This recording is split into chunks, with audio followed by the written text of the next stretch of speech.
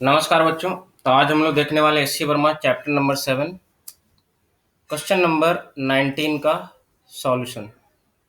19 में क्या बोला बेटा? A motorcycle has to move with a constant speed on a overbridge which is in the form of a circular arc of radius R. तो यहाँ पे दो चीज़ें इंपॉर्टेंट है, एक तो कांस्टेंट स्पीड से ही से चलना है और रेडियस कितना दे दिया है आर एंड लेंथ कितना दे दिया है एल।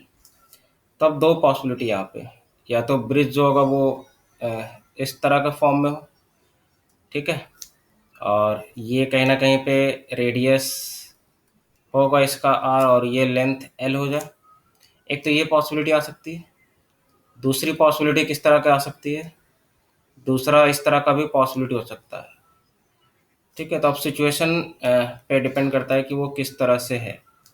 तो देख लेते हैं दोनों में से कौन सी पॉसिबिलिटी है। तो यहाँ पे ठीक है, इतना सारा इन्फॉर्मेशन दे दिया, लेकिन ध्यान रखना है स्पीड, हर एक कंडीशन में स्पीड जो है वो क्या है, कांस्टेंट है। ये ध्यान रखना है आपको सबसे पहली बात, ठीक है। अब बोला है क्या, suppose the motorcycle starts from highest point.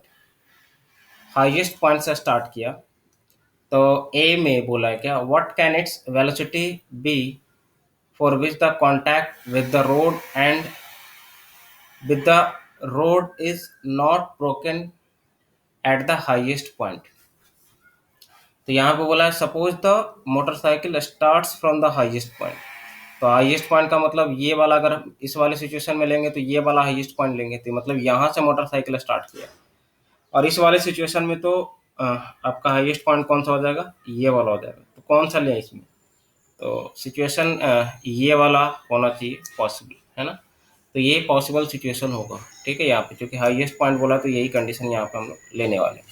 बोला suppose the motorcycle start from the highest point, what can be its maximum velocity be for which the contact with the road is not broken at the highest point. तो highest point पे इसकी maximum velocity क्या हो, start भी यहीं से करना है, ठीक है। तो मैक्सिमम वेलोसिटी कितना हो कि एटलीस्ट यहाँ पे कॉन्टैक्ट ब्रेक ना हो, ठीक है। इस वाले सिचुएशन में हम लोग डिस्कस करेंगे। तो सबसे पहले तो क्या करना है, पहला कंडीशन जो है उसके हिसाब से हम लोग क्या करते हैं, फ्री बॉडी डायग्राम बना लेते हैं। तो एक तो क्या लग रहा होगा बेटा, एक तो लग रहा होगा इसका नॉर्मल लग रहा होगा ऊपर की तरफ, एम जी लग रहा होगा नीचे की तरफ, ठीक है। अब चूंकि सेंटर नीचे की तरफ है तो सेंट्रीपिटल फोर्स जो होगा वो नेट सेंट्रीपिटल फोर्स जो होगा एफ सी की वैल्यू अगर हम बात करें तो क्या होगा, m g minus n, and that m g minus N equal to क्या होगा, अगर इसका वेलोसिटी वी है दैट इज इक्वल टू क्या हो जाएगा, M B square by are. अब आप सोचो कि इसका चाहिए मैक्सिमम का कंडीशन चाहिए, मैक्सिमम वेलोसिटी कब होगा। तो सोचो लेफ्ट हैंड साइड में, राइट हैंड साइड में अगर बात करूँ तो एम एंड आर ये तो फिक्स है, ठीक है। लेफ्ट हैंड साइड में अगर बात करूँ तो एम भी फिक्स है, जी भी फिक्स है। तो यहाँ पे वेरिएबल कौन है, एक तो वी और एक एन। वी चेंज करेगा तो एन भी चेंज होगा। तब आप सोचो अगर वी बढ़ेगा तो राइट साइड बढ़ा तो लेफ्ट साइड भी बढ़ना चाहिए। तो वी अगर बढ़ेगा तो एन घटेगा, एन घटेगा तभी तो लेफ्ट साइड भी बढ़ेगा, है ना। तो मतलब इसका मतलब ये हुआ कि भी को मैक्सिमम करेंगे तो एन को मिनिमम होना पड़ेगा। तो एन मिनिमम कितना हो सकता है, तो अप्रॉक्सीमेटली जीरो हो जाए, है ना, जस्ट ब्रेक करने के पहले। तो एन को लगभग अगर जीरो कर देता हूँ मैं, तो यहाँ पे मैक्सिमम वाला कंडीशन आ जाएगा एम इंटू वी मैक्स का स्क्वायर अपॉन आर, एम से एम कैंसिल आउट। तो वी मैक्स की जो वैल्यू निकल कर आई वो कितनी निकल कर आई, अंडर रूट सी आर। तो ये जो है इतना मैक्सिमम स्पीड से क्या करना होगा, इसे चलना होगा। फिर क्या बोला है, वेलोसिटी क्वेश्चन नंबर बी में बोला है if the motorcycle goes at a speed 1/√2 times the maximum found in part A।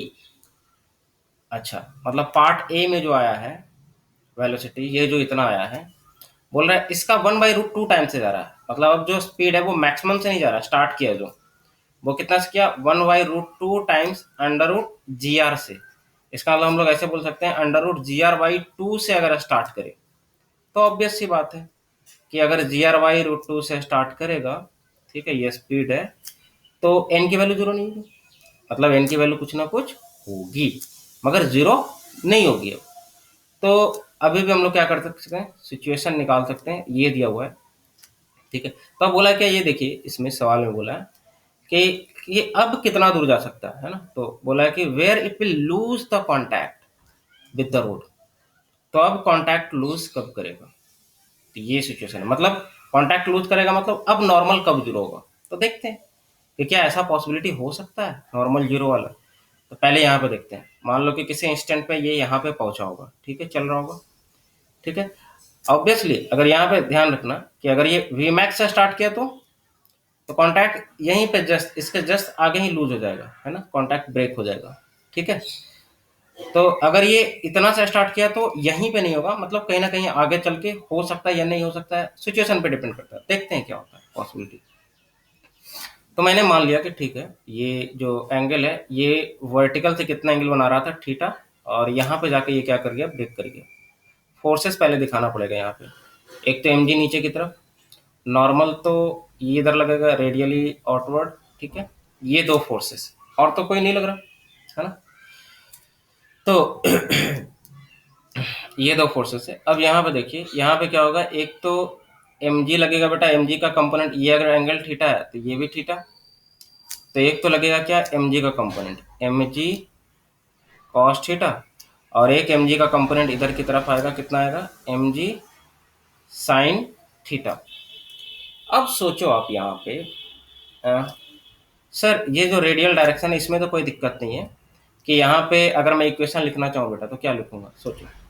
मतलब यहाँ पे इनडायरेक्टली अगर मैं लिखना चाहूँ इक्वेशन, क्योंकि सेंट्रीपिटल फोर्स की जो रिक्वायरमेंट होगी सर्कुलर पाथ में चलने के लिए वो कितना होगा, एम जी कॉस थीटा, ठीक है, माइनस एन होगा, है ना, यही सेंट्रीपिटल फोर्स होगा टोटल, ठीक है, क्योंकि इधर की ओर कंपोनेंट कितना है, एम जी कॉस थीटा, और इधर कितना है, minus N, that is equal to कितना हो जाएगा, M V square divided by are. अब बेटा यहाँ पे v कांस्टेंट बोला है, ये ध्यान रखना। तो अब सोचो कि क्या बिना फ्रिक्शन का पॉसिबल है, क्योंकि टेंजेंट के अलॉन्ग, ये देखो ये जो टेंजेंट के अलॉन्ग है एक फोर्स लग रहा है एम जी साइन थीटा, तो अगर सिंगल फोर्स होगा टेंजेंट के अलॉन्ग तो स्पीड तो खैर बढ़ेगा यार, कांस्टेंट तो हो नहीं सकता फिर। मगर क्वेश्चन में पहले ही बोल दिया था स्पीड कांस्टेंट लेना है आपको, स्पीड कांस्टेंट ही कंसीडर करना है, ठीक है। पहले तो टॉप व्यू पे जो इसके पहले जो सवाल किया था, है ना, मतलब ये यहाँ पे था तब तो कोई दिक्कत नहीं है, इसका तो कोई रोल ही नहीं है, पैरेलल टू द सरफेस है, ठीक है। तो एमजी का कोई कंपोनेंट आया ही नहीं, तो यहाँ पे फ्रिक्शन नहीं लगेगा। लेकिन जैसे ये आगे जाएगा, एमजी का जैसे जैसे कंपोनेंट आएगा फ्रिक्शन भी पीछे की तरफ लगना स्टार्ट होगा, तभी तो कांस्टेंट स्पीड से चल पाएगा, अदरवाइज नहीं चल पाएगा। तो यहाँ पे बिना फ्रिक्शन का काम नहीं बनने वाला है सर, मतलब फ्रिक्शन भी लग रहा होगा टेंजेंट के अलॉन्ग, किधर लग रहा होगा, तो पीछे की तरफ, ताकि नेट फोर्स क्या हो जाए, जीरो हो जाए, इसलिए तो ये कांस्टेंट स्पीड से चल पाएगा। तो एक इक्वेशन हम यहाँ पे लिखे तो वो भी लिख सकते हैं, हालांकि रिक्वायरमेंट है या नहीं है वो हम लोग आगे चेक कर सकते हैं, ठीक है।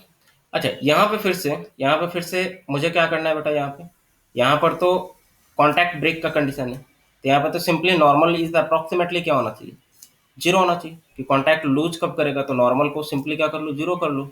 तो यहाँ पे क्या आ जाएगा निकल कर, M G cos theta equal to क्या आ जाएगा, M B square by R, ठीक है। तो आपसे पूछा था क्या कि कहाँ पे कॉन्टैक्ट ब्रेक होगा, है ना, ये देखिए, if the motorcycle goes at a speed इतना times found in the maximum part A where it will lose the contact with the road, मतलब आपको बताना है कि कहाँ पे ये कॉन्टैक्ट ब्रेक करेगा।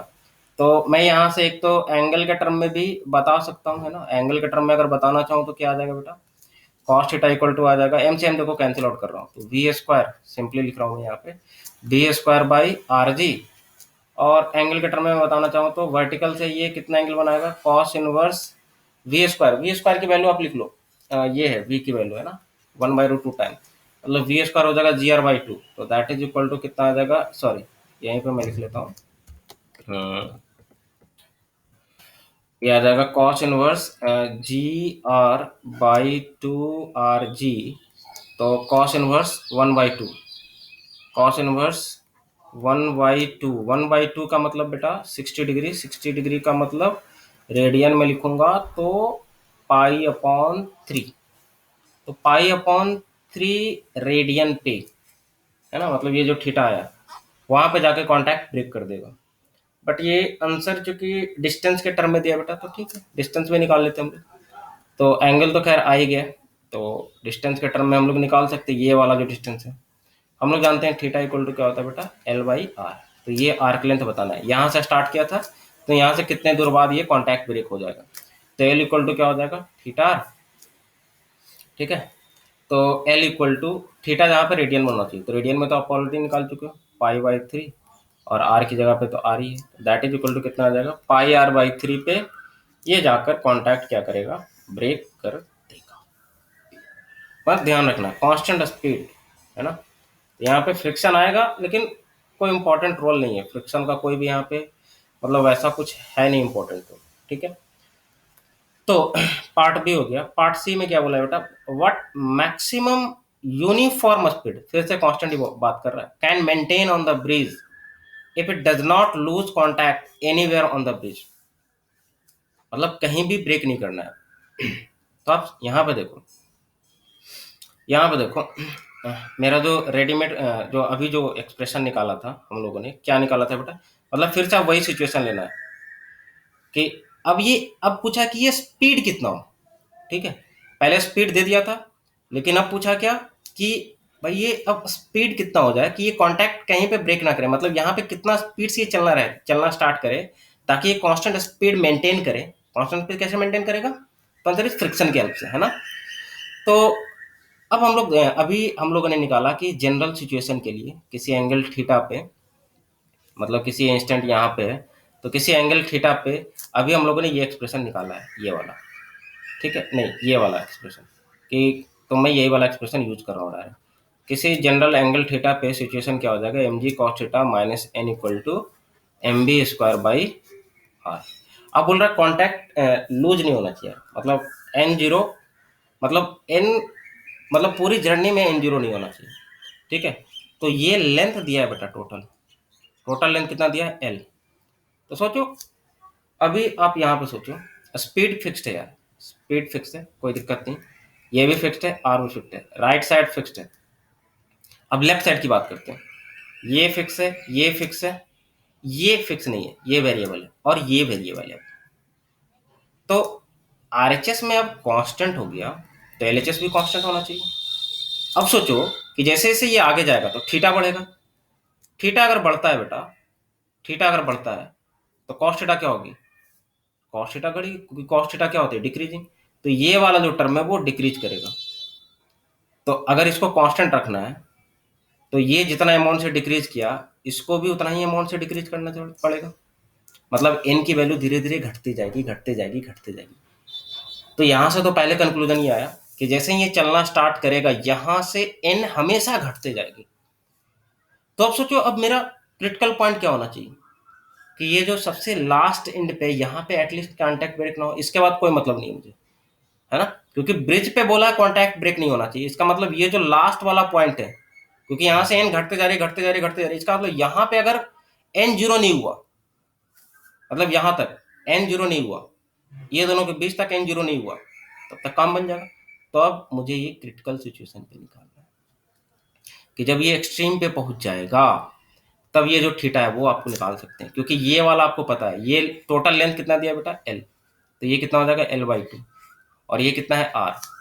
तो आप यहाँ से निकाल सकते हो theta equal to L by R होता है, तो थीटा इक्वल टू कितना हो जाएगा, एल की जगह पे कितना हो जाएगा, ये एल बाई 2 लेंथ है ना, क्योंकि यहाँ से चलना स्टार्ट किया और ये यहाँ तक आया, तो एल बाई 2 आर हो जाएगा। तो अब थीटा हो गया कितना, एल बाई 2 आर।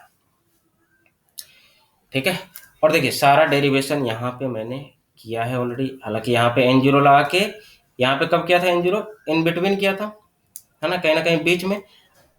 तो सवाल वही है, सेम है, सारा इक्वेशन सेम है, बस अब एन जीरो कहाँ पे कर रहे हैं, एक्सट्रीम पे, तो इक्वेशन यही लिखेंगे, एन जीरो करेंगे, मगर थीटा की जगह पे अब हमको पता है, पहले थीटा नहीं पता था, अब थीटा पता है। तो देखो मैं यही वाला एक्सप्रेशन यूज कर रहा हूँ कि sir M G cos theta minus N equal to क्या हो जाएगा, M B square by R. ठीक है, और इस बार स्पीड पूछ रहा है, एन को जीरो कर लो, तो ये एम से एम कैंसिल आउट कर रहा हूँ मैं, तो जी कॉस थीटा की जगह पे बेटा कितना है, एल बाई 2 आर, तो एल बाई 2 आर लिख दिया, equal to V square by R, तो वी की वैल्यू कितनी हो जाएगी, under root G R cos theta, theta की जगह पे कितना है एल बाई टू आर। तो इतना स्पीड मेंटेन करना पड़ेगा ताकि ये पूरे जर्नी के दौरान कांटेक्ट ब्रेक ना करेगा, मतलब यहाँ पे कांटेक्ट ब्रेक करने की सिचुएशन में आएगा एट लास्ट। तो आई होप कि क्वेश्चन नंबर 19 का सॉल्यूशन आपको समझ में आया होगा। तो चलिए नेक्स्ट मिलेंगे हम लोग क्वेश्चन नंबर 20 के साथ।